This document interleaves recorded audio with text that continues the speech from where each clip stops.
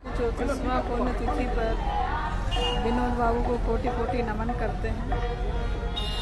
और विनोद बाबू ने झारखंड के लिए जो काम किए हैं, आज हम लोग उनका कामों को, क्रियाकलाप को देखते हैं और हम लोग उनको याद करते हैं। कोई भी महापुरुष को ऐसे ही याद नहीं किया जाता है, उनका कर्मों को याद किया जाता है।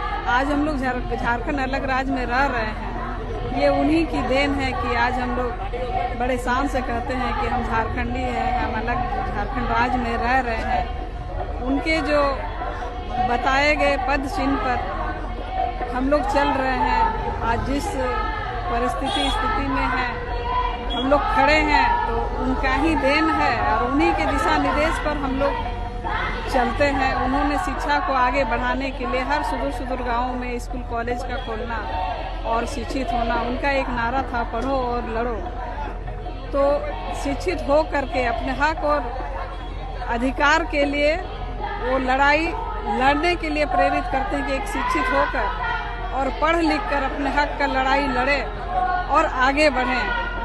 आशा ही नहीं, पूर्ण विश्वास है कि इनके बताए गए पद चिन्हों पर चलने से ही झारखंड का पूर्ण रूप से विकास है। श्रद्धांजलि क्या सिर्फ नेता लोग फूल माला चढ़ाएं या सभी फूल माला चढ़ाएं, ये श्रद्धांजलि सच्ची नहीं होती है। सच्ची श्रद्धांजलि वही है जिस एक फूल को हम कितने आत्मा से उनको समर्पित कर रहे हैं। एक क्रांति सिर्फ नेता ही नहीं करता, एक क्रांति एक आम इंसान भी कर सकता है। आम इंसान को भी ये सोचना होगा, जिस तरह के अभी झारखंड में क्रांतियां चल रही हैं, हर स्टेज पे क्रांति करना पड़ रहा है, हक की लड़ाई लेनी पड़ रही है। शायद ये सपना विनोद बिहारी महतो जी का नहीं था, उनका सपना अभी भी नहीं पूरा हुआ है। सभी हम लोग भाषणों में बोलते हैं, विनोद बिहारी महतो का नाम लेते हैं, लेकिन इस कॉलेज कैंपस में यहाँ भी छात्र देख रहे हैं कि हर छात्र आंदोलन के लिए अभी आ रहे हैं, छात्रवृत्ति नहीं मिल रही है। कहीं न कहीं सिर्फ सत्ता ही नहीं बदल सकते, सत्ता हर एक सत्ता के सत्ताधारियों को ये क्रांति लानी होगी और एकजुट होकर ये क्रांति को मिलाना होगा। क्योंकि ये कोयलांचल की धरती मानी जाती है, धनबाद, झारखंड, लेकिन क्या सही मायने में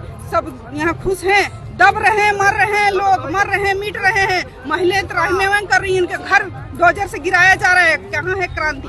एक आम जनता से लेकर सत्ता में बैठे हुए लोग, ये सभी को मिलकर क्रांति लेनी होगी। सिर्फ सत्ता में बैठकर यहाँ साइन करने से और योजना बनाने से नहीं होगा। योजना ऐसी बनानी होगी जो धरातल पर लागू हो, आम इंसान को योजना का फायदा मिल सके। विनोद बाबू का 34वां पुण्यतिथि जो मनाया जा रहा है, हर साल इसी तरह मनाए जाते हैं। और झारखंड मुक्ति मोर्चा का जो आज झारखंड राज्य से जो लोग हैं, जो हम लोग जानते हैं, ये एकमात्र विनोद बाबू का ही देन है और विनोद बाबू का ही रास्ता से हम लोग चल रहे हैं, आगे बढ़ रहे हैं।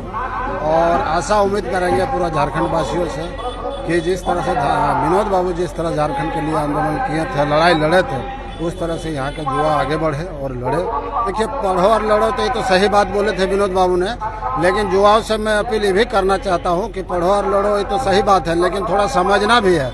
कुछ ऐसा नेता है कि कहीं कहीं लड़ा भी देता है, तो उससे थोड़ा संभल के चलना है। और जो सही लड़ाई है, उस लड़ाई में फिर पीछे नहीं भागना है, उसमें लड़ते रहना है और लड़ के अपना हासिल समझ करना है।